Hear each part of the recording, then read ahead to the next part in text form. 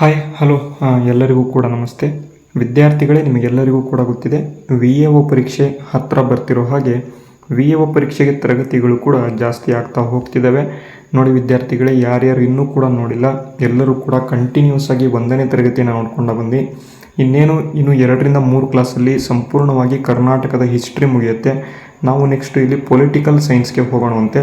ಅದಕ್ಕಿಂತ ಮುಂಚಿತವಾಗಿ 27ನೇ ತರಗತಿ ಇವತ್ತಿನ ತರಗತಿ ತುಂಬ ಇಂಪಾರ್ಟೆಂಟ್ ಇರುತ್ತೆ. ಇವತ್ತು ನಾನು ಹಿಸ್ಟ್ರಿ ಕ್ಲಾಸ್ ಮತ್ತೆ ಶುರು ಮಾಡಿಬಿಟ್ಟಿದ್ದೀನಿ. ಯಾವುದು ಕ್ವಶನ್ ಪೇಪರ್ ಇಲ್ಲ, ಬಟ್ ಏನಪ್ಪ ಅಂತಂದರೆ ತುಂಬ ಇಂಪಾರ್ಟೆಂಟಾಗಿ ನಾವೇನು ತರಗತಿಗಳನ್ನು ಹೇಳ್ತಾ ಇದ್ದೀನಿ ಎಲ್ಲವೂ ಕೂಡ ತುಂಬ ಇಂಪಾರ್ಟೆಂಟ್ ಆಗಿರುತ್ತೆ.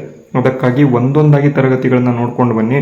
ಎಲ್ಲವೂ ಕೂಡ ನಿಮಗೆ ಏನು VA ಪರೀಕ್ಷೆಗೆ ಅಂತಲೇ ನಾನು ಮಾಡಿದ್ದೀನಿ. ಎಲ್ಲ ಖಂಡಿತವಾಗಿ ಎಕ್ಸಾಮ್ಸ್ಗೆ ಇಲ್ಲಿಂದ ನಾನು ಏನು ಹೇಳಿರ್ತೀನಲ್ವ ಟಾಪಿಕ್ಕು, ಇದ್ರ ಮೇಲೆ 100% ಕ್ವಶನ್ಸ್ ಬರುವಂಥ ಸಾಧ್ಯತೆ ಇದೆ.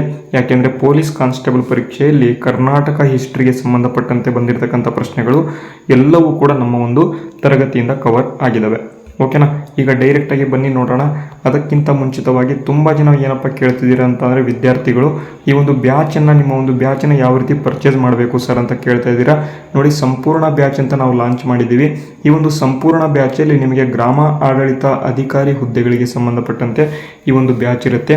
ಇಲ್ಲಿ ಕೊಟ್ಟಿರ್ತಕ್ಕಂಥ ಸ್ಕ್ಯಾನರ್ ಮುಖಾಂತರ ನೀವು 501 ರೂಪಾಯಿಗಳನ್ನು ಸೆಂಡ್ ಮಾಡಿ ಡಿಸ್ಕ್ರಿಪ್ಷನಲ್ಲಿ ಕೊಟ್ಟಿರ್ತಕ್ಕಂತಹ ಒಂದು ಟೆಲಿಗ್ರಾಮ್ ಲಿಂಕನ್ನು ಕೊಟ್ಟಿರ್ತೀವಿ.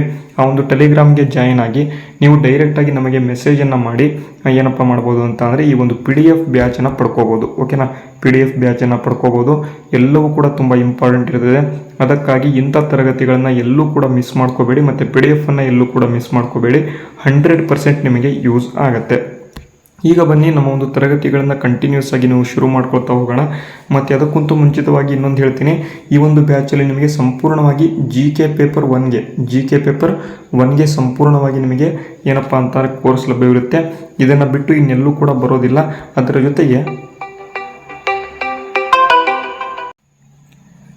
ಇನ್ನೊಂದು ಈ ಬ್ಯಾಚಲ್ಲಿ ಇನ್ನೇನಪ್ಪ ಸಿಗುತ್ತೆ ನಿಮಗೆ ಅಂತ ಅಂದರೆ 6 ತಿಂಗಳ ಕರೆಂಟ್ ಅಫೇರ್ಸನ್ನು ಕೂಡ ನಾವು ಈ ಒಂದು ಬ್ಯಾಚಲ್ಲಿ ಇನ್ಕ್ಲೂಡ್ ಮಾಡಿದ್ದೀವಿ. ಯಾಕೆ ಅಂತ ಅಂದರೆ ನಮ್ಮ ವಿದ್ಯಾರ್ಥಿಗಳಿಗೆ ಕರೆಂಟ್ ಅಫೇರ್ಸ್ಗೆ ಬೇರೆ ಕಡೆ ಹೋಗೋದು ಬೇಡ ಅಂತ ನಾವು ಇದರೊಳಗೆ ಇನ್ಕ್ಲೂಡ್ ಮಾಡಿದ್ದೀವಿ. ಓಕೆನಾ? ಅದಕ್ಕಾಗಿ ಹೇಳ್ತಾ ಇದ್ದೀನಿ, ಇದನ್ನು 100% ಯೂಸ್ ಮಾಡ್ಕೊಳ್ಳಿ. ನಿಮಗೆ ಪಕ್ಕಾ ಯೂಸ್ ಆಗುತ್ತೆ ಇದರಿಂದ. ಓಕೆನಾ? ಈಗ ಡೈರೆಕ್ಟಾಗಿ ನಾವೇನು ಮಾಡೋಣ, ತರಗತಿಗಳನ್ನು ಶುರು ಮಾಡೋಣ. ನೋಡಪ್ಪ, ಇವತ್ತಿನ ತರಗತಿ ಏನಪ್ಪ ಅಂತ ಅಂದರೆ ವಿದ್ಯಾರ್ಥಿಗಳಿಗೆ ಗೊತ್ತಿರಬೇಕು ನಿಮಗೆ. ಇವತ್ತಿನ ತರಗತಿ ಏನಪ್ಪ ಅಂತ ಅಂದರೆ ಈ ಬೇರೆ ಬೇರೆ ಜಾಗಗಳಲ್ಲಿ ಬೇರೆ ಬೇರೆ ಕರ್ನಾಟಕದಲ್ಲಿ ಏನಪ್ಪ ಅಂತಂದರೆ ಬಂಡಾಯಗಳು ನಡೆದವು. ಬಂಡಾಯಗಳು ಅಂತಂದರೆ ಏನು? ಬೇರೆ ಬೇರೆ ಏನಪ್ಪ ಅಂತ ಅಂದರೆ ಹಲಗಲಿ ಬೇಡರಾಗಿರ್ಬೋದು, ಮತ್ತು ಇಲ್ಲಿ ಕಿತ್ತೂರಿನ ಬಂಡಾಯಗಳಾಗಿರ್ಬೋದು, ಸುರಪುರದ ದಂಗೆಗಳು ಆಗಿರ್ಬೋದು. ಈ ರೀತಿಯಾಗಿ ಬೇರೆ ಬೇರೆ ಕರ್ನಾಟಕದಲ್ಲಿ ಬೇರೆ ಬೇರೆ ದಂಗೆಗಳು ನಡೆದವು. ಆ ಒಂದು ದಂಗೆಗಳಿಗೆ ಸಂಬಂಧಪಟ್ಟಂತೆ ನಮ್ಮ ಒಂದು ಎಕ್ಸಾಮ್ಸಲ್ಲಿ 1-2 100% ಕ್ವಶನ್ಸ್ ಬರ್ತಾನೆ ಇದೆ. ಅದಕ್ಕಾಗಿ ನಾನೇನು ಮಾಡ್ತಾ ಇದ್ದೀನಿ, ಈ ಒಂದು ದಂಗೆಗಳ ಮೇಲೆ ಸಂಪೂರ್ಣವಾಗಿ ಏನು ಕೂಡ ಮಿಸ್ ಆಗಲಿಲ್ಲಂಗೆ ಒಂದು ಕ್ಲಾಸನ್ನು ಮಾಡಿಬಿಟ್ಟಿದ್ದೀನಿ ನಮ್ಮ ಒಂದು ಕರ್ನಾಟಕ ಹಿಸ್ಟ್ರಿಗೆ ಸಂಬಂಧಪಟ್ಟಂಥ ಒಂದು ತರಗತಿ ಮೇಲೆ. ಓಕೆನಾ? ಈಗ ನೋಡಿ ಬನ್ನಿ ನೋಡೋಣ ಏನಪ್ಪ ಇವತ್ತಿನ ತರಗತಿ ಅಂತ ಅಂದರೆ ಮೊದಲನೇ ಪ್ರಶ್ನೆ ಈ ರೀತಿಯಾಗಿದೆ. ಇಲ್ಲಿ ಇಂಗ್ಲೀಷಲ್ಲಿ ಕೊಟ್ಟಿದ್ದೀನಿ, ಇಲ್ಲಿ ಕನ್ನಡದಲ್ಲಿ ಕೊಟ್ಟಿದ್ದೀನಿ, ಇಲ್ಲಿ ಆಪ್ಷನ್ಸನ್ನು ಕೊಟ್ಟಿದ್ದೀನಿ. ನಾನು ಹಿಂದಿನ ತರಗತಿಗಳಲ್ಲಿ ಸ್ವಲ್ಪ ಕಲರ್ ಗ್ರೇಡಿಂಗನ್ನು ಬೇರೆ ಮಾಡಿದ್ದೆ. ಇವತ್ತಿನ ಕಲರ್ ಗ್ರೇಡಿಂಗ್ ಸ್ವಲ್ಪ ನಿಮಗೆ ಡಿಫ್ರೆಂಟ್ ಅನಿಸ್ಬೋದು. ಈ ಒಂದು ಕಲರ್ ಗ್ರೇಡಿಂಗ್ ನಿಮಗೆ ಇಷ್ಟ ಆಗುತ್ತೆ ಅಂತ ಅಂದ್ಕೊಂಡಿದ್ದೀನಿ. ಯಾಕೆ ಅಂತ ಅಂದರೆ ನಿಮಗೆ ಕಣ್ಣಿಗೂ ಕೂಡ ಜಾಸ್ತಿ ಇದು ಅಟ್ರ್ಯಾಕ್ಟ್ ಮಾಡಲ್ಲ. ಓಕೆನಾ? ಎಲ್ಲವೂ ಕೂಡ ನಾನು ಬ್ಲ್ಯಾಕ್ ಯೂಸ್ ಮಾಡಿದ್ದೀನಿ, ಇಲ್ಲೂ ಕೂಡ ರೆಡ್ ಯೂಸ್ ಮಾಡಿದ್ದೀನಿ, ಇಲ್ಲಿ ಬ್ಲ್ಯಾಕ್ ಯೂಸ್ ಮಾಡಿದ್ದೀನಿ. ಓಕೆನಾ? ಅರ್ಥ ಆಯಿತು ಅಂತ ಅಂದ್ಕೊಂಡಿದ್ದೀನಿ. ನೋಡಿ, ನಿಮಗೇನಾದರೂ PDF ಬೇಕು ಅಂತ ಅಂದರೆ ಇಲ್ಲಿ udyogjeevan12@gmail.com. ನೋಡಿ ವಿದ್ಯಾರ್ಥಿಗಳೇ, ನಾನು ಮಾಡ್ತಕ್ಕಂಥ ತರಗತಿಗಳ PDF ಬ್ಯಾಚ್ ಬೇರೆದಿದೆ. ಯಾವುದಪ್ಪ ಅಂತಾರೆ ಇಲ್ಲಿ ನೋಡಿ, ಈ ಒಂದು ಟೆಸ್ಟ್ ಬ್ಯಾಚ್ ಅಂತ ಕೊಟ್ಟಿದ್ದೀನಿ ನೋಡಿ. ಈ ಒಂದು ಟೆಸ್ಟ್ ಬ್ಯಾಚನ್ನು ನೀವೇನು ಮಾಡಬೇಕು, ಜಾಯ್ನ್ ಆಗಬೇಕು. ಟೆಸ್ಟ್ ಬ್ಯಾಚನ್ನು ಜಾಯ್ನ್ ಆದರೆ ನಿಮಗೆ ಈ ಒಂದು PDF ಸಿಗುತ್ತೆ, ಈ ಒಂದು PDFಗಳು ಸಿಗುತ್ತೆ. ಮತ್ತು ನೀವು ಏನಾದರೂ ಕೋರ್ಸನ್ನು ಜಾಯ್ನ್ ಆದರೆ, ಈ ಒಂದು ಕೋರ್ಸನ್ನು ಜಾಯ್ನ್ ಆದರೆ ಸಂಪೂರ್ಣವಾಗಿ ನಿಮಗೆ ಏನಪ್ಪ ಅಂತಾರೆ ಗ್ರಾಮ ಆಡಳಿತ ಅಧಿಕಾರಿಗೆ ಏನೇನು ನಾವು ಓದಬೇಕು ಅದರ ಬ್ಯಾಚ್ ಸಿಗುತ್ತೆ. ಓಕೆನಾ? 2 ಬ್ಯಾಚಿಂದ ಸೇರಿ ಟೋಟಲಾಗಿ ನೀವು 702 ರೂಪಾಯಿ ಸೆಂಡ್ ಮಾಡಿಕೊಂಡು ನೀವು ಸಂಪೂರ್ಣವಾಗಿ ನೀವೇನು ಮಾಡ್ಬೋದು, ಈ ಒಂದು GK ಪೇಪರ್ 1ಗೆ ಸಂಬಂಧಪಟ್ಟಂತೆ ನಮ್ಮ ತರಗತಿಗಳನ್ನು ಕೂಡ ತರಗತಿಗಳ PDFಗಳನ್ನು ಕೂಡ ನೀವೇನು ಮಾಡ್ಬೋದು, ಪಡ್ಕೋಬೋದು. ಓಕೆನಾ? ಈಗ ಬನ್ನಿ ಒಂದೊಂದಾಗಿ ನಾವು ನೋಡ್ಕೊಳ್ತಾ ಹೋಗೋಣ. ಏನಪ್ಪ ಅಂತ ಅಂದರೆ ನೋಡಿ, ಕನ್ಸಿಡರ್ ದ ಫಾಲೋಯಿಂಗ್ ಸ್ಟೇಟ್ಮೆಂಟ್ಸ್ ಅಂತ ಕೊಟ್ಟಿದ್ದಾರೆ. ನೋಡಿ, ಕಿತ್ತೂರಿನ ದಂಗೆ ಅಂತ ಕೊಟ್ಟಿದ್ದಾರೆ. ಕಿತ್ತೂರಿನ ದಂಗೆ 1824ರಲ್ಲಿ ರಾಣಿ ಚೆನ್ನಮ್ಮ ನೇತೃತ್ವವನ್ನು ವಹಿಸಿದ್ದರು ಅಂತ ಕೊಟ್ಟಿದ್ದಾರೆ. ಕಿತ್ತೂರಿನ ದಂಗೆ ನೋಡಿ, ಇಸ್ವಿ ಕೂಡ ತುಂಬ ಇಂಪಾರ್ಟೆಂಟ್ ವಿದ್ಯಾರ್ಥಿಗಳೇ, ಮುಂದೆ ಇದ್ರ ಮೇಲೆ ಪ್ರಶ್ನೆ ಇದೆ, ಅದಕ್ಕಾಗಿ ಇಸ್ವಿ ಕೂಡ ನೆನ್ಪಿಟ್ಕೊಳ್ಳಿ. ಈಗ ನೋಡಿ, ನಗರ ದಂಗೆ ಏನಿದೆ ಅದು 1831ರಲ್ಲಿ ಮೈಸೂರಿನಲ್ಲಿ ಕಮಿಷನರ್ ಆಡಳಿತ ಜಾರಿಗೆ ಬರಲು ಕಾರಣವಾಯಿತು ಅಂತ ಕೊಟ್ಟಿದ್ದಾರೆ.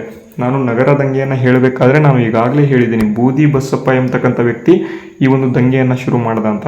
ಓಕೆನಾ, ನಮ್ಮ ಒಂದು ಹಿಂದಿನ ತರಗತಿಗಳನ್ನು ನೀವು ನೋಡಿದರೆ, ಅಂದರೆ ಮೈಸೂರಿನ ಸುಲ್ತಾನರು ಅಥವಾ ಮೈಸೂರಿನ ಒಡೆಯರಿಗೆ ಸಂಬಂಧಪಟ್ಟಂಥ ತರಗತಿಗಳನ್ನು ನೋಡಿದರೆ ಈ ಒಂದು ನಗರ ದಂಗೆಯನ್ನು ಸಂಪೂರ್ಣವಾಗಿ ನಾನು ಹೇಳಿದ್ದೀನಿ, ಅಲ್ಲಿ ನಿಮಗೆ ಕವರ್ ಆಗುತ್ತೆ. ಈಗ ನೋಡಿ, ಮೂರನೇ ಹೇಳಿಕೆ, ಹಲಗಲಿ ಬೇಡರ ದಂಗೆಯು 1857ರಲ್ಲಿ ಬ್ರಿಟಿಷರ ಶಸ್ತ್ರಾಸ್ತ್ರಗಳನ್ನು ಒಪ್ಪಿಸುವಂತೆ ಆದೇಶ ಮಾಡಿದ ಪರಿಣಾಮವಾಗಿ ನಡೆಯಿತು ಅಂತ.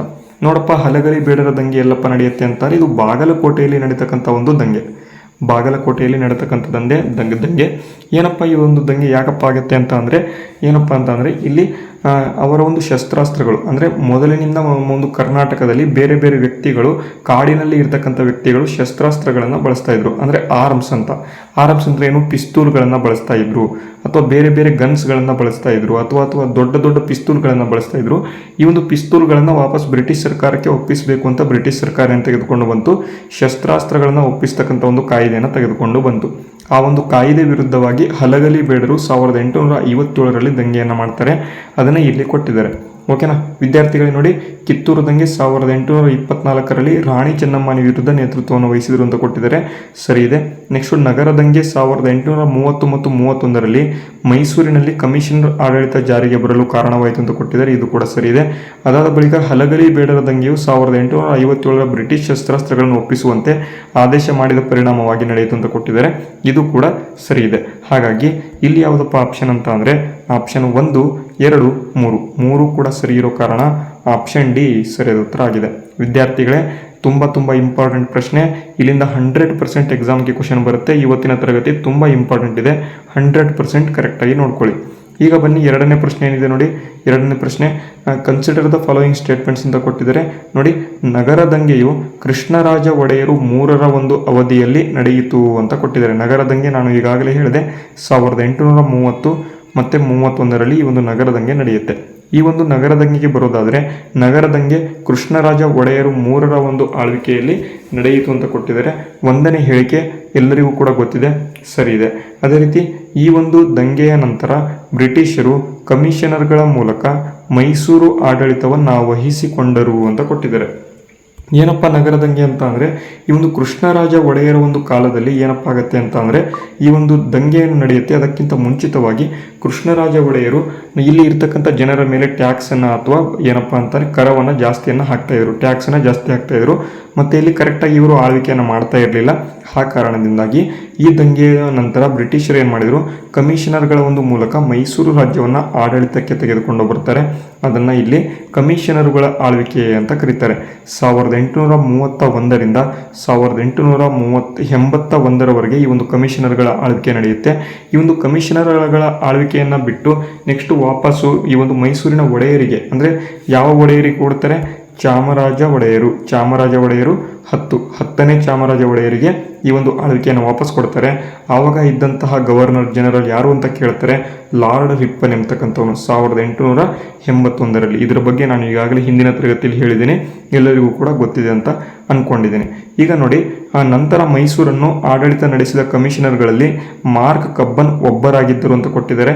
ಇವರ ಬಗ್ಗೆ ನಾನು ಈಗಾಗಲೇ ಹಿಂದಿನ ತರಗತಿಯಲ್ಲಿ ಹೇಳಿದ್ದೀನಿ. ಹಾಗಾಗಿ 3 ಕೂಡ ಹೇಳಿಕೆ ಸರಿ ಇದೆ, ಆಪ್ಷನ್ ಡಿ ಸರಿಯಾದ ಉತ್ತರ ಆಗಿರ್ತಕ್ಕಂಥದ್ದು. ನೋಡಿ ವಿದ್ಯಾರ್ಥಿಗಳೇ, ಹಿಂದಿನ ತರಗತಿಗಳು ಎಲ್ಲ ತರಗತಿಗಳು ಇಂಪಾರ್ಟೆಂಟ್ ಆಗಿರೋ ಕಾರಣದಿಂದಾಗಿ ಒಂದೂ ತರಗತಿಗಳನ್ನು ಮಿಸ್ ಮಾಡಬೇಡಿ, ಎಲ್ಲವೂ ಕೂಡ ನಿಮಗೆ ಯೂಸ್ ಆಗುತ್ತೆ. ನೆಕ್ಸ್ಟು ಮುಂದಿನ ಪ್ರಶ್ನೆಗೆ ಹೋಗೋಣ. ನೋಡಿ, ಮುಂದಿನ ಪ್ರಶ್ನೆ ಏನಿದೆ, consider the following statements about the Halagali Bedas revolt 1857 ಅಂತ ಕೊಟ್ಟಿದ್ದಾರೆ. 1857ರ ಒಂದು ಹಲಗಲಿ ಬೇಡರ ದಂಗೆಗೆ ಸಂಬಂಧಪಟ್ಟಂತೆ ಯಾವುದು ಸರಿಯಾಗಿವೆ ಅಂತ ನೋಡಿ. ಇದು ಇಂದಿನ ಬಾಗಲಕೋಟೆ ಜಿಲ್ಲೆಯಲ್ಲಿ ನಡೆಯಿತು ಅಂತ ಕೊಟ್ಟಿದ್ದಾರೆ. ಈ ಒಂದು ಹಲಗಲಿ ಬೇಡರ ದಂಗೆ 1857ರ ದಂಗೆ ಏನಿದೆ, ಇದು ಹಲಗಲಿ ಬೇಡರ ದಂಗೆ ಆಗಿತ್ತು ಅಂತ ಕೊಟ್ಟಿದ್ದಾರೆ. ಇದು ಬಾಗಲಕೋಟೆಯಲ್ಲಿ ನಡೆಯಿತು ಅಂತ ಕೊಟ್ಟಿದ್ದಾರೆ. ಹಾಗಾಗಿ ಮೊದಲನೇ ಎರಡನೇ ಹೇಳಿಕೆ ಈಗಾಗಲೇ ಸರಿ ಇದೆ. ಬ್ರಿಟಿಷರ ಶಸ್ತ್ರಾಸ್ತ್ರಗಳನ್ನು ಒಪ್ಪಿಸುವ ಆದೇಶವನ್ನು ಈ ಒಂದು ಹಲಗಲಿ ಬೇಡರು ವಿರೋಧವನ್ನು ಮಾಡಿದರು ಅಂತ ಕೊಟ್ಟಿದ್ದಾರೆ.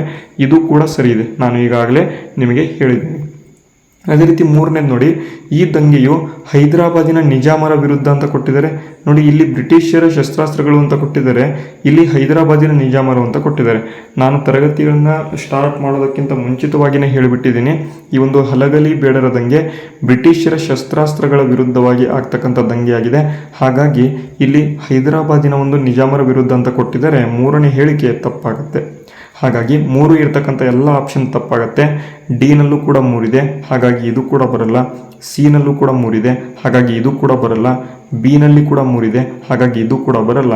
ಒಂದೇ ಒಂದು ಆಪ್ಷನ್ ಉಳಿತು, ಅದು ಆಪ್ಷನ್ ಎ ಮಾತ್ರ. 1ನೇ ಆಪ್ಷನ್ ಸರಿ ಇರ್ತಕ್ಕಂಥದ್ದು.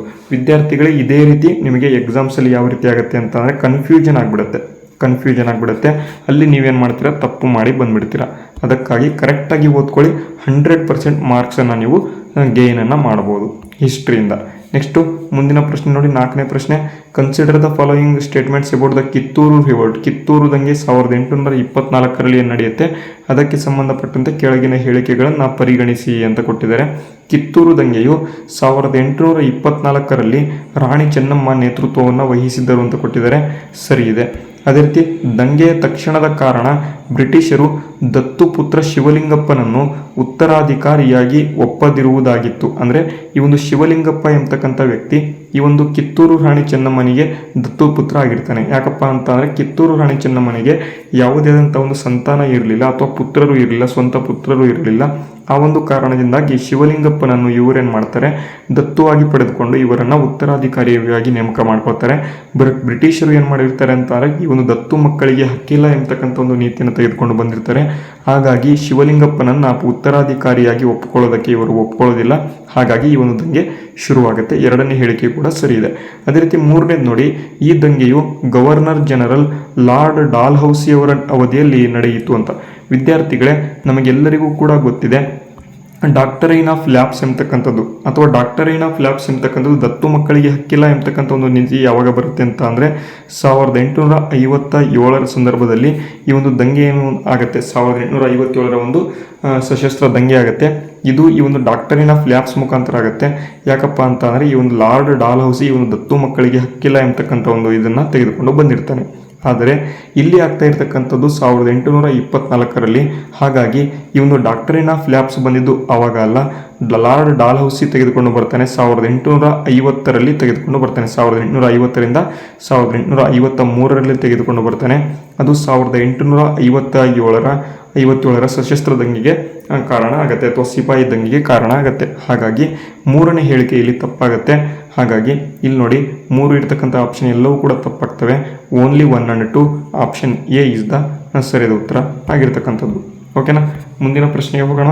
ನೋಡಿ, ಮುಂದಿನ ಪ್ರಶ್ನೆ ಏನಿದೆ, ಎಲ್ಲವೂ ಕೂಡ ಇಂಪಾರ್ಟೆಂಟ್ ಇದೆ ಸರ್. ಅದಕ್ಕಾಗಿ ಎಲ್ಲರೂ ಕೂಡ ನೀವೇನು ಮಾಡಬೇಕು, ಒಂದೊಂದಾಗಿ ನೋಡಿಕೊಂಡು ಹೋಗಬೇಕು. ಮತ್ತು ಕೆಲವು ವಿದ್ಯಾರ್ಥಿಗಳು ಹೇಳ್ತಾ ಇದ್ದೀರಾ, ನಮ್ಮ ಒಂದು ಮುಖನೂ ಕೂಡ ತೋರಿಸ್ಕೊಂಡು ಕ್ಲಾಸನ್ನು ಮಾಡಿ ಅಂತ. ನೋಡಿ ವಿದ್ಯಾರ್ಥಿಗಳೇ, ಮುಂದೆ ಮುಖ ಕೂಡ ತೋರಿಸ್ಕೊಂಡು ಕ್ಲಾಸನ್ನು ಮಾಡ್ತೀವಿ. ಯಾಕೆ ಅಂತ ಅಂದರೆ ನಾನು ತುಂಬ ವಿದ್ಯಾರ್ಥಿಗಳು ಏನು ಕೇಳ್ತಿದ್ದಾರೆ, ಸರ್ ನಿಮ್ಮ ಮುಖ ಕೂಡ ತೋರಿಸಿ ನಮಗೆ ಯೂಸ್ ಆಗುತ್ತೆ, ಮತ್ತು ನಾವು ಡೈರೆಕ್ಟಾಗಿ ನಿಮ್ಮನ್ನು ನೋಡ್ಕೊತ ಕ್ಲಾಸನ್ನು ಕೇಳ್ತೀವಿ ಅಂತ ಹೇಳ್ತಾ ಇದ್ರು. ನಿಮ್ಮ ಅನಿಸಿಕೆ ಏನಿದೆ ಇದ್ರ ಬಗ್ಗೆ ಎಲ್ಲರೂ ಕೂಡ ನೀವು ಕಮೆಂಟ್ ಬಾಕ್ಸ್ ಮೂಲಕ ತಿಳಿಸಿ. ನಾನು ಬೇಕಾದರೆ ಮುಂದಿನ ತರಗತಿಯಿಂದ ಮುಖವನ್ನು ಕೂಡ ತೋರಿಸಿ ನಾನು ಕ್ಲಾಸನ್ನು ಮಾಡ್ತೀನಿ. ಓಕೆನಾ, ಈಗ ಬನ್ನಿ ಮುಂದಿನ ಪ್ರಶ್ನೆ ಏನಿದೆ ನೋಡೋಣ. ನೋಡಿ, ಇಲ್ಲೇನು ಪ್ರಶ್ನೆ ಕೊಟ್ಟಿದ್ದಾರೆ, consider the following statements about the Kittur revolt. ಕಿತ್ತೂರಿನ ಒಂದು ಬಂಡಾಯಕ್ಕೆ ಸಂಬಂಧಪಟ್ಟಂತೆ ಹೇಳಿಕೆಗಳಿದ್ದಾವೆ. ನೋಡಿ, ಇದ್ರ ಮೇಲೆ ಆಲ್ರೆಡಿ ಪ್ರಶ್ನೆ ಆಗಿದೆ, ಆಲ್ರೆಡಿ ಕರ್ನಾಟಕ ಎಕ್ಸಾಮಿನೇಷನ್ ಅಥಾರಿಟಿಯಿಂದ ಪ್ರಶ್ನೆ ಆಗಿದೆ. ಅದಕ್ಕಾಗಿ ನೋಡಿ, ಕಿತ್ತೂರು ದಂಗೆಯಲ್ಲಿ ಧಾರವಾಡದ British collector Saint John Thackeray ಅಂತಕ್ಕಂಥವ್ರನ್ನ ಇಲ್ಲಿ ಸಾವನ್ನು ಅಪ್ಪಿದರು, ಅಥವಾ ಠಾಕರೆಯನ್ನು ಇಲ್ಲಿ ಏನು ಮಾಡಿದರು, ಅಟ್ಯಾಕನ್ನು ಮಾಡಿ ಕೊಂದ್ರು ಅಂತ ಕೊಟ್ಟಿದ್ದಾರೆ. ಸರಿ ಇದೆ. ರಾಣಿ ಚೆನ್ನಮ್ಮ ಅವರ ಬಂಧನದ ನಂತರ ಸಂಗೊಳ್ಳಿ ರಾಯಣ್ಣ ಹೋರಾಟವನ್ನು ಮುಂದುವರಿಸಿದನು ಅಂತ ಕೊಟ್ಟಿದ್ದಾರೆ. ಇದು ಕೂಡ ಸರಿ ಇದೆ. ಸಂಗೊಳ್ಳಿ ರಾಯಣ್ಣ ಈ ಒಂದು ಕಿತ್ತೂರು ರಾಣಿ ಚೆನ್ನಮ್ಮ ಏನು ಜೈಲಿನಲ್ಲಿ ಮರಣವನ್ನು ಹೊಂದುತ್ತಾಳೆ, ಅದಾದ ಬಳಿಕ ಇವನೇನು ಮಾಡ್ತಾನೆ, ಸಂಗೊಳ್ಳಿ ರಾಯಣ್ಣ ಹೋರಾಟವನ್ನು ಮುಂದುವರಿಸ್ತಾನೆ. ಅದೇ ರೀತಿ 3ನೇ ಹೇಳಿಕೆ ನೋಡಿ, ಅಂತಿಮವಾಗಿ ಬ್ರಿಟಿಷರು ಕಿತ್ತೂರನ್ನು ತಮ್ಮ ಒಂದು ಅಧೀನಕ್ಕೆ ತೆಗೆದುಕೊಂಡರು ಅಂತ ಕೊಟ್ಟಿದ್ದಾರೆ. ಇದು ಕೂಡ ಸರಿಯಾಗುತ್ತೆ. ಯಾಕಪ್ಪ ಅಂತಾನೆ ಕಿತ್ತೂರು ರಾಣಿ ಚೆನ್ನಮ್ಮ ಏನು ಮರಣದ ನಂತರ ಸಂಗೊಳ್ಳಿ ರಾಯಣ್ಣ ಏನು ಅಟ್ಯಾಕನ್ನು ಅಥವಾ ಹೋರಾಟವನ್ನು ಮುಂದುವರಿಸ್ತಾನೆ. ಇವನನ್ನು 1831ರಲ್ಲಿ ಏನಪ್ಪ ಮಾಡ್ತಾರೆ ಅಂತಂದರೆ ಗಲ್ಲಿಗೆ ಏರಿಸ್ತಾರೆ. ಹಾಗಾಗಿ ಈ ಒಂದು ಗಲ್ಲಿಗೆ ಏರಿಸಿ ಈ ಒಂದು ಕಿತ್ತೂರನ್ನು ಅವರ ಒಂದು ವಶಕ್ಕೆ ಪಡೆದುಕೊಳ್ತಾರೆ. ಅದು ಗೊತ್ತಿರಬೇಕು. ಇಲ್ಲಿ 3 ಕೂಡ ಸರಿ ಇದೆ. ಹಾಗಾಗಿ ಆಪ್ಷನ್ ಡಿ ಸರಿಯಾದ ಉತ್ತರ ಆಗಿರ್ತಕ್ಕಂಥದ್ದು. ಅರ್ಥ ಆಯ್ತಾ? ಮುಂದೆ ಹೋಗೋಣ, ಬನ್ನಿ ಮುಂದೆ ಹೋಗೋಣ. ನೋಡಿ ಮುಂದೆ ಏನಿದೆ, ಕೆಳಗಿನ ಹೇಳಿಕೆಗಳನ್ನು ಪರಿಗಣಿಸಿ ಅಂತ ಕೊಟ್ಟಿದ್ದಾರೆ. ಇದು ಸಂಗೊಳ್ಳಿ ರಾಯಣ್ಣನಿಗೆ ಸಂಬಂಧಪಟ್ಟಂಥ ಹೇಳಿಕೆಗಳು. ನೋಡಿ, ಸಂಗೊಳ್ಳಿ ರಾಯಣ್ಣ ಕಿತ್ತೂರಿನ ಸೇನಾ ನಾಯಕನಾಗಿದ್ದನು. ವಿದ್ಯಾರ್ಥಿಗಳು, ಇವನು ದತ್ತುಪುತ್ರ ಅಲ್ಲ. ಓಕೆನಾ? ದತ್ತುಪುತ್ರ ಅಲ್ಲ, ಇವನು ಸೇನಾ ನಾಯಕ. ದತ್ತುಪುತ್ರ ಯಾರು? ಶಿವಲಿಂಗಪ್ಪ. ಶಿವಲಿಂಗಪ್ಪ ಯಾರು? ಇವನು ದತ್ತುಪುತ್ರ. ಇದ್ರ ಮೇಲೆ ಪ್ರಶ್ನೆ ತುಂಬ ಇಂಪಾರ್ಟೆಂಟ್ ಆಗಿ ಬರುತ್ತೆ. ಯಾಕಪ್ಪ ಅಂತಂದರೆ ಇದು ಕನ್ಫ್ಯೂಸಿಂಗ್. ಇದು ಇಲ್ಲಿ ರಾಣಿ ಚೆನ್ನಮ್ಮ ಎಂತಕ್ಕಂಥವಳು ಇವನು ದತ್ತುಪುತ್ರ ಏನು ಅಂತಂದರೆ ಸಂಗೊಳ್ಳಿ ರಾಯಣ್ಣನೇ ದತ್ತುಪುತ್ರ ಅಂತ ನೀವು ಅಂದ್ಕೊಂಡಿರ್ತೀರ. ಓಕೆನಾ? ಇಲ್ಲಿ ಶಿವಲಿಂಗಪ್ಪ ಎಂತಕ್ಕಂಥವನು ದತ್ತುಪುತ್ರ ಆಗ್ತಾನೆ. ಇಲ್ಲಿ ಸಂಗೊಳ್ಳಿ ರಾಯಣ್ಣನ ಒಂದು ಎಂತಕ್ಕಂಥವನು ಇವನು ಸೇನಾ ನಾಯಕ ಆಗಿರ್ತಾನೆ. ಓಕೆನಾ? ಅರ್ಥ ಆಯ್ತಾ? ಈಗ ನೋಡಿ, ಅವರು ಬ್ರಿಟಿಷರ ವಿರುದ್ಧ ಗೊರಿಲ್ಲಾ ಎಂಬತಕ್ಕಂಥ ಯುದ್ಧ ತಂತ್ರವನ್ನು ಅನುಸರಿಸಿದರು ಅಂತ ಕೊಟ್ಟಿದ್ದಾರೆ. ಇದು ಕೂಡ ಸರಿ. ಗೊರಿಲ್ಲಾ ಯುದ್ಧ ಅಂತಂದರೆ ಏನು? ಈಗ ಬ್ರಿಟಿಷರು ಬರ್ತಾ ಇದ್ದಾರೆ ಅಂತ ಅಂದ್ಕೊಳ್ಳಿ. ಈಗ ಬ್ರಿಟಿಷರು ಬರ್ತಾ ಇದ್ದಾರೆ.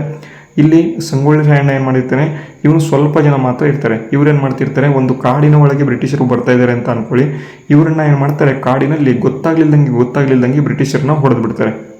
ಅಂದರೆ ಮರದ ಮೇಲೆ ನಿಂತ್ಕೊಂಡು ಹೊಡೆಯೋದು, ಅಥವಾ ಎಲ್ಲೋ ನಿಂತ್ಕೊಂಡು, ಅಥವಾ ಗೊತ್ತಾಗ್ಲಿಲ್ದಂಗೆ ಫುಲ್ಲು ಎಲ್ಲೋ ಅವಚ್ಕೊಂಡು ಹೊಡೆಯೋದು, ಅದನ್ನು ಗೊರಿಲ್ಲಾ ಯುದ್ಧ ಅಂತ ಕರೀತಾರೆ. ಈ ಒಂದು ಗೊರಿಲ್ಲಾ ಯುದ್ಧ ತಂತ್ರವನ್ನು ಅನುಸರಿಸಿದನು ಅಂತ ಕೊಟ್ಟಿದ್ದಾರೆ. ಹಾಗಾಗಿ ಇದು ಕೂಡ ಸರಿ. ಅವರನ್ನು 1831ರಲ್ಲಿ ಗಲ್ಲಿಗೇರಿಸಲಾಯಿತು ಅಂತ ಕೊಟ್ಟಿದ್ದಾರೆ. ನಾನು ಹಿಂದಿನ ಒಂದು ಸ್ಲೈಡಲ್ಲಿ ಹೇಳಿದ್ದೀನಿ. ಇದು ಕೂಡ ಸರಿಯಾಗುತ್ತೆ. ಹಾಗಾಗಿ ಆಪ್ಷನ್ ಡಿ ಸರಿಯಾದ ಉತ್ತರ ಆಗಿರ್ತಕ್ಕಂಥದ್ದು. ಅರ್ಥ ಆಯ್ತಾ? ಮುಂದೆ ಹೋಗೋಣ. ಬನ್ನಿ ಮುಂದೆ ಹೋಗೋಣ. ನೋಡಿ, ಮುಂದಿನ ಪ್ರಶ್ನೆ ಏನಿದೆ ನೋಡಿ, ಕನ್ಸಿಡರ್ ದ ಫಾಲೋಯಿಂಗ್ ಸ್ಟೇಟ್ಮೆಂಟ್ಸ್ ಅಂತ ಇದೆ. ದೊಂಡಿಯ ವಾಘನ ದಂಗೆಯು 1800ರಲ್ಲಿ ಶುರುವಾಯಿತು ಅಂತ ಕೊಟ್ಟಿದ್ದಾರೆ. ದೊಂಡಿಯ ವಾಘನ ದಂಗೆ 1800ರಲ್ಲಿ ಶುರು ಆಯಿತು ಅಂತ. ನೆಕ್ಸ್ಟು ಎರಡನೇ ಹೇಳಿಕೆ, ಕೊಪ್ಪಳ ದಂಗೆಯು 1819ರಲ್ಲಿ ಶುರುವಾಯಿತು ಅಥವಾ ಮಾಡಲಾಯಿತು ಅಂತ ಕೊಟ್ಟಿದ್ದಾರೆ. ಕೊಪ್ಪಳ ದಂಗೆ 1819ರಲ್ಲಿ ಮಾಡಲಾಯಿತು ಅಂತ. ನೆಕ್ಸ್ಟ್ ಮೂರನೇದು ನೋಡಿ, ಸಿಂದಗಿ ದಂಗೆಯು 1824ರಲ್ಲಿ ಮಾಡಲಾಯಿತು ಅಂತ ಕೊಟ್ಟಿದ್ದಾರೆ. ಸಿಂದಗಿ ದಂಗೆ ಇದು 1824ರಲ್ಲಿ ಮಾಡಿದ್ದಾರೆ ಅಂತ. ವಿದ್ಯಾರ್ಥಿಗಳೇ, ಎಲ್ಲವೂ ಕೂಡ ತುಂಬ ಇಂಪಾರ್ಟೆಂಟ್. ಇಸ್ವಿ ನಾನು ಯಾಕೆ ಹೇಳಿದ್ದೀನಿ ಅಂತ ಅಂದರೆ, ಈ ಒಂದು ಏನಪ್ಪ ಅಂತ ಅಂದರೆ ದಂಗೆಗಳಲ್ಲಿ ಮೋರ್ ಇಂಪಾರ್ಟೆಂಟ್ ಅಂತ ಅಂದರೆ ಇಸವಿಗಳು. ಓಕೆನಾ? ಅದಕ್ಕಾಗಿ ಈ ಒಂದು ಇಸ್ವಿಗಳ ಮೇಲೆ 100% ಆಗಿ ಡೈರೆಕ್ಟಾಗಿ ಅವರು ಇಸ್ವಿ ಕೇಳಲ್ಲ. ಏನಪ್ಪ ಕೊಡ್ತಾರೆ ಅಂತ 4 ಬಂಡಾಯಗಳನ್ನು ಕೊಟ್ಬಿಡ್ತಾರೆ. ಅವರನ್ನು ಕಾಲಾನುಕ್ರಮಣದಲ್ಲಿ ಜೋಡಿಸಿರಿ ಅಂತ ಕೊಟ್ಬಿಡ್ತಾರೆ. ಓಕೆನಾ? ನೀವು ಆಲ್ರೆಡಿ ನೀವು KE ಎಕ್ಸಾಮ್ಸ್ ಪೇಪರನ್ನು ನೋಡಿದರೆ ಗೊತ್ತಿರುತ್ತೆ. ಕಾಲಾನುಕ್ರಮದಲ್ಲಿ ಜೋಡಿಸಿ ಅಂತ ಕೊಟ್ಬಿಡ್ತಾರೆ. ಆವಾಗ ನಿಮಗೆ ಇಸ್ವಿ ಗೊತ್ತಿದ್ರೆ ಮಾತ್ರ ಆನ್ಸರನ್ನು ಮಾಡ್ಬೋದು. ಓಕೆನಾ? ಅದಕ್ಕಾಗಿ ಇಸ್ವಿ 100% ನೆನ್ಪಿಟ್ಕೊಳ್ಳಿ. ಮುಂದೆ ಅದೇ ರೀತಿ ನಾನು ಪ್ರಶ್ನೆಯನ್ನು ತಂದಿದ್ದೀನಿ. ಓಕೆನಾ? ಇಲ್ಲಿ ನೋಡಿ, ಪ್ರಶ್ನೆ ತಂದಿದ್ದೀನಿ ನಾನು, ಕಾಲಾನುಕ್ರಮದಲ್ಲಿ ಜೋಡಿಸಿ ಅಂತ.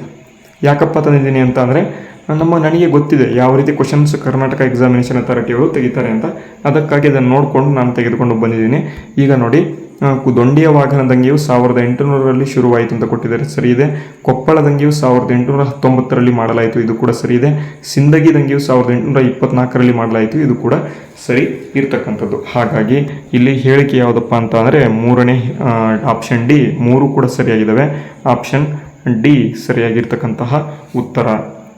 ವಿದ್ಯಾರ್ಥಿಗಳೇ, ಇವೆಲ್ಲವೂ ಕೂಡ ತುಂಬ ಇಂಪಾರ್ಟೆಂಟ್ ಆಗಿರೋ ಕಾರಣದಿಂದಾಗಿ ನೀವೇನು ಮಾಡಬೇಕು, ನಮ್ಮ ಈ ಒಂದು ಟೆಸ್ಟ್ ಬ್ಯಾಚನ್ನ ಪಡ್ಕೊಂಡು ಈ ಒಂದು ಕ್ವಶನ್ಸ್ಗಳನ್ನು ಪಡ್ಕೊಂಬಿಡಿ. ಈ ಒಂದು ಟೆಸ್ಟ್ ಬ್ಯಾಚನ್ನ ತೊಗೊಂಡು ಏನು ಮಾಡಿ ಅಂತ 201 ರೂಪಾಯಿ ಸೆಂಡ್ ಮಾಡಿ ಕ್ವಶನ್ಸನ್ನು ಪಡ್ಕೊಂಬಿಡಿ. ಮತ್ತು ಇನ್ನೊಂದು ಯಾವುದಪ್ಪ ಅಂತಂದರೆ, ಸಂಪೂರ್ಣ ಬ್ಯಾಚನ್ನ ತೊಗೊಂಡ್ಬಿಟ್ಟು ನೀವು ಈ ಒಂದು ಬ್ಯಾಚನ್ನ ಪರ್ಚೇಸ್ ಮಾಡಿಬಿಟ್ಟು ಸಂಪೂರ್ಣ VA ಒಂದು ಕೋರ್ಸ್ ಏನಿದೆ PDF ಕೋರ್ಸು, ಇದನ್ನು ಕೂಡ ತೊಗೊಂಬಿಡಿ. ನಿಮಗೆ ಯೂಸ್ ಆಗುತ್ತೆ. ಬೇಕಾದರೆ ಸ್ಕ್ರೀನ್ಶಾಟ್ ತೊಗೊಂಬಿಡಿ. ಇವಾಗ ನಿಮಗೆ ಮುಂದೆ ಬೇಕಾದರೆ ಗೊತ್ತಾಗಲಿಲ್ಲ ಅಂತಂದರೆ, ಇಲ್ಲ ಅಂತಂದರೆ ಟೆಲಿಗ್ರಾಮ್ನ ಜಾಯ್ನ್ ಆಗಿ ಡಿಸ್ಕ್ರಿಪ್ಷನಲ್ಲಿ ಆಲ್ರೆಡಿ ಟೆಲಿಗ್ರಾಮ್ ಲಿಂಕ್ ಕೊಟ್ಟಿದ್ದೀನಿ. ಇಲ್ಲಿ ಟೆಲಿಗ್ರಾಮ್ ಐಡಿಯನ್ನು ಕೂಡ ಕೊಟ್ಟಿದ್ದೀನಿ. ನೀವು ಡೈರೆಕ್ಟಾಗಿ ನನಗೆ ಮೆಸೇಜನ್ನು ಮಾಡ್ಬೋದು ಈ ಒಂದು ID ಯೂಸ್ ಮಾಡಿಕೊಂಡು. ಓಕೆನಾ? ಅರ್ಥ ಆಯ್ತಾ? ಬನ್ನಿ ಈಗ ನೋಡೋಣ ಯಾವ ಪ್ರಶ್ನೆಗಿದ್ವಿ. ಈ ಪ್ರಶ್ನೆಗಿದ್ವಿ ಅಂತ ಕಾಣುತ್ತೆ. ಈ ಪ್ರಶ್ನೆ ಆಯಿತು ಅಂತ ಕಾಣುತ್ತೆ. ದೊಂಡಿಯ ವಾಘನ ದಂಗೆ, ಕೊಪ್ಪಳ ದಂಗೆ, ಸಿಂದಗಿ ದಂಗೆ. ಓಕೆನಾ? ಮುಂದೆ ಹೋಗೋಣ ಇವಾಗ. ಓಕೆ, ಮುಂದೆ ಹೋಗೋಣ ಬನ್ನಿ. ನೋಡಿ, ಇಲ್ಲೇನು ಪ್ರಶ್ನೆ ಇದೆ, ಹೊಂದಿಸಿ ಬರೆಯಿರಿ ಅಂತ ಕ್ವಶನ್ ಕೊಟ್ಬಿಟ್ಟಿದ್ದಾರೆ. ನೋಡಿ ವಿದ್ಯಾರ್ಥಿಗಳಿಗೆ ಹಿಂಗೂ ಕೂಡ ಕ್ವಶನ್ ಬರ್ತವೆ. 100% ಹೇಳ್ತೀನಿ ರೀ, ಪಕ್ಕ ಹಿಂಗೆ ಕ್ವಶನ್ ಬರೋದು. ಸುರಪುರ ದಂಗೆ ಅಂತ ಕೊಟ್ಟಿದ್ದಾರೆ, ನರಗುಂದ ದಂಗೆ ಅಂತ ಕೊಟ್ಟಿದ್ದಾರೆ, ಹಲಗಲಿ ಬೇಡರು ಅಂತ ಕೊಟ್ಟಿದ್ದಾರೆ, ಕಿತ್ತೂರು ದಂಗೆ ಅಂತ ಕೊಟ್ಟಿದ್ದಾರೆ ವಿದ್ಯಾರ್ಥಿಗಳೇ. ತುಂಬ ಇಂಪಾರ್ಟೆಂಟು, ಈ 4 ದಂಗೆಗಳು ಕೂಡ ತುಂಬ ಇಂಪಾರ್ಟೆಂಟು. ಅದರ ಜೊತೆಗೆ ಅವು ಯಾವ ಸ್ಥಳಗಳಲ್ಲಿ ಈ ಒಂದು ದಂಗೆಗಳು ಆದವು ಅಂತ ಈ ಕಡೆ ಕೊಟ್ಟಿದ್ದಾರೆ, ನೀವು ನೋಡ್ಬೋದು. ಅರ್ಥ ಆಯ್ತಾ? ಈಗ ನೋಡಿ ಆಪ್ಷನ್ಸ್ ನೋಡಿ, options ABCD, DACB, next ACBD, next CBAD ಅಂತ ಇದೆ. ಓಕೆನಾ? ನಮಗೆ ಏನೂ ಕೂಡ ಗೊತ್ತಿಲ್ಲ ಆಪ್ಷನ್ಸ್ ಮೇಲೆ. ಈಗಲೇ ಕಣ್ಣು ಹಾಕಬೇಡಿ ಆಪ್ಷನ್ಸ್ ಮೇಲೆ, ಮೊದಲು ಗೊತ್ತಿರಬೇಕು ನಮಗೆ. ಇಲ್ಲಿ ನಾನು ಈಸಿಯಾಗಿ ಹೇಳ್ಕೊಡ್ತೀನಿ ನೋಡಿ. ಕಿತ್ತೂರು ದಂಗೆ ಎಂಬತಕ್ಕಂಥದ್ದು ನಮಗೆ ಗೊತ್ತಿದೆ.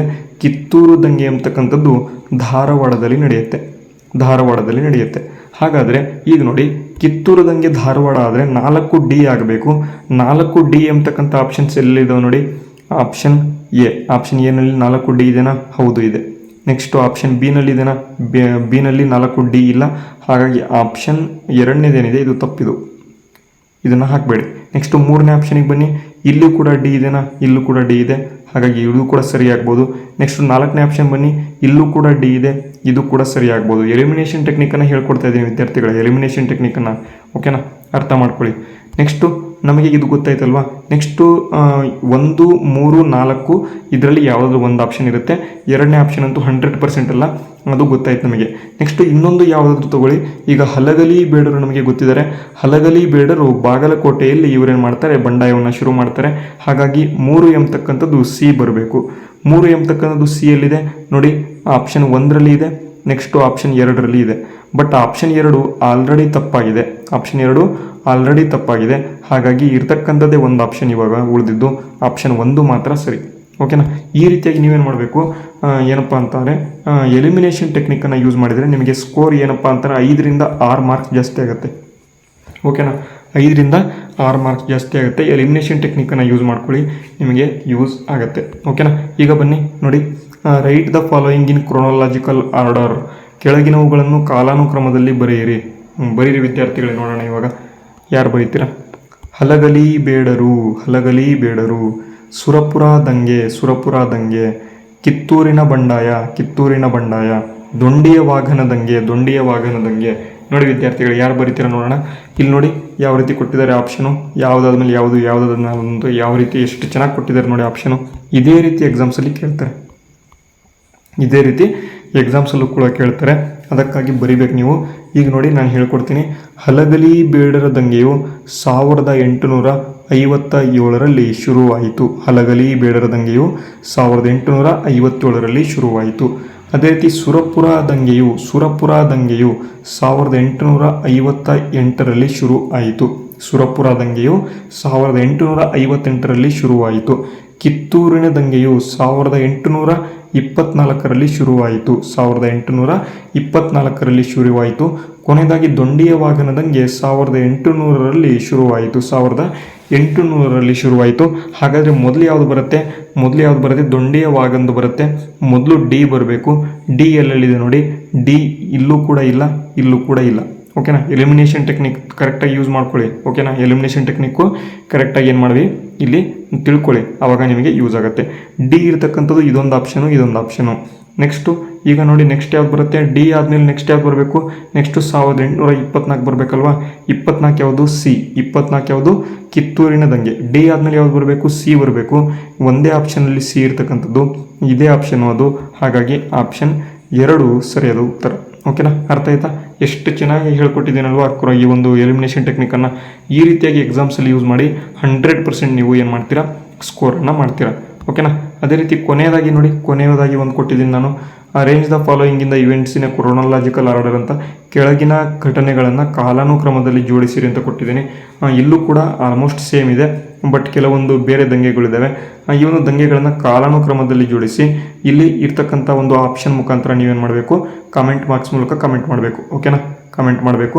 ಇವತ್ತಿನ ಈ ಒಂದು ಪ್ರಶ್ನೆ ಒಂದು ಸರಿಯಾದ ಉತ್ತರವನ್ನು ಮುಂದಿನ ತರಗತಿಯಲ್ಲಿ ನಾನೇನು ಮಾಡ್ತೀನಿ, ನಿಮಗೆ ತರಗತಿ ಮಾಡಬೇಕಾದ್ರೆ ಹೇಳ್ತೀನಿ.